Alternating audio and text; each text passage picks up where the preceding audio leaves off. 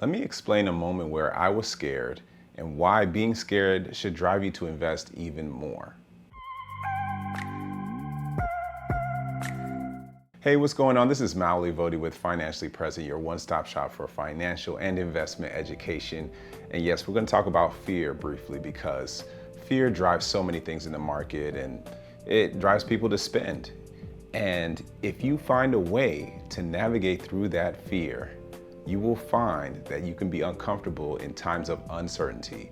And that's what most people do. There's no level of comfort that anyone can provide you other than knowing that you can handle things when there's uncertainty around you and you can just maintain your composure.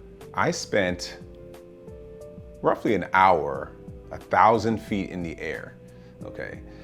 This is not something I necessarily designed by choice. I had the opportunity to go to a place I would say is breathtaking but frightening at the same time. You see, I have some level of fear of heights, as I would say many people do, right? But I would say mine is pretty normal. You can put me on a plane, I'm fine.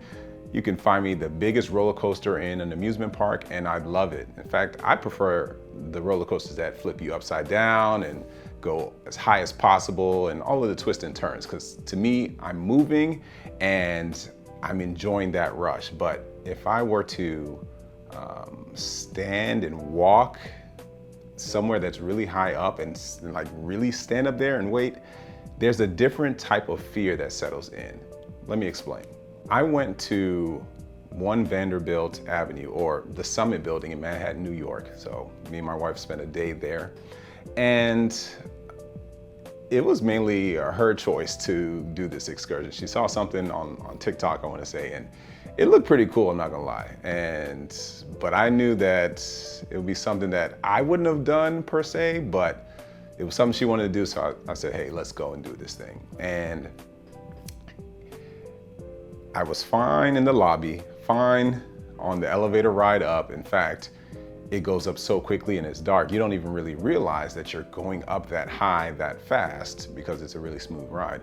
And I was somewhat fine as I'm walking through the hallway, but when you break through and see the brightness and the room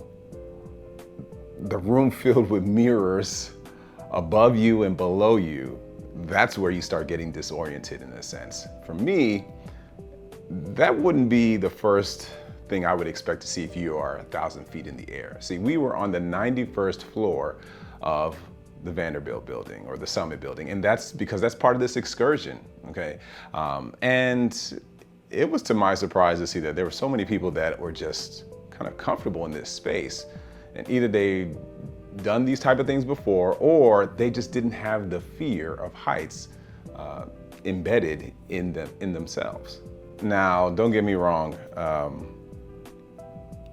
there weren't that many black people up there. And the ones that were up there, they were getting paid to be up there. They were working. I had the pleasure of just simply being there as a tourist, and that was cool. And my wife mentioned to me, you're trembling. And I didn't think I was. I thought I was okay, kind of cool and calm like usual, but she said, you're shaking. And that was some underlying level of fear that I didn't really realize I had. I knew I didn't care to be up that high unless it was, necessary.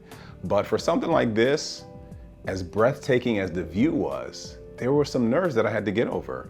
And long story short, as I progressed through my experience there, I was okay, but it was how I was brought into that experience. To enter a room and not really understand up from down and to be walking on a mirror, that can be a little disorienting, and it says a lot of what it means to be thrown into a situation when it is not prepared for you properly.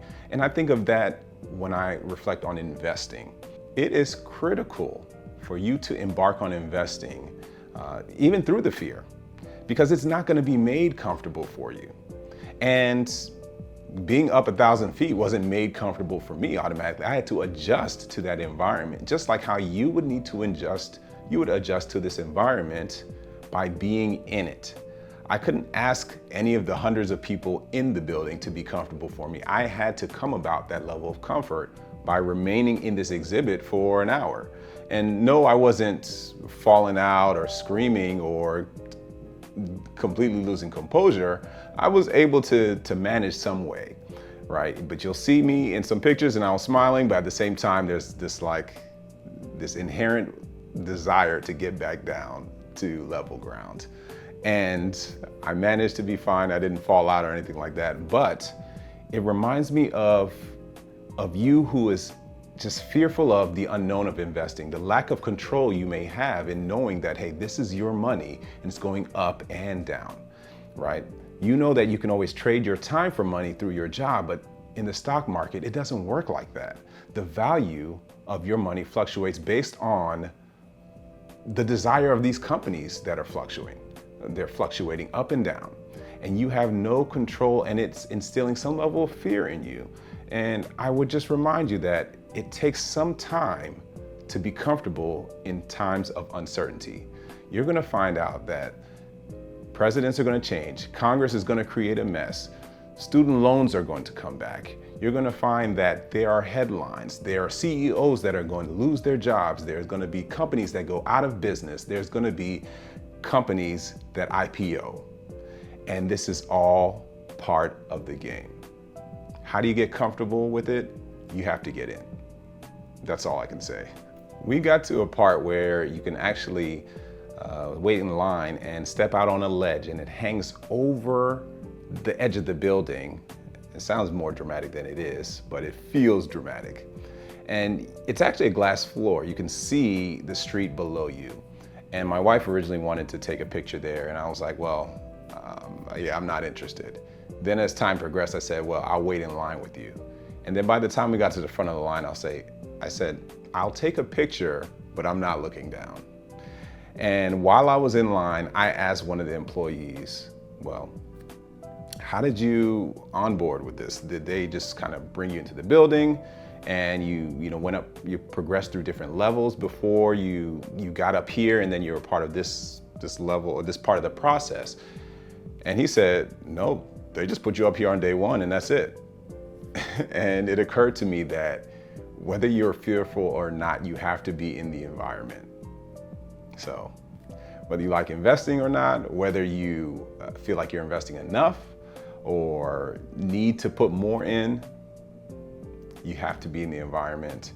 You have to look past the things that you have no control over, and you have to be in the environment. So keep investing. And if that's something you struggle with, that's what I'm here for at Financially Present. If you like this video, you can hit that like button, subscribe if you're new to the page, and turn on notifications so that you don't miss out on future content. And until next time, stay present.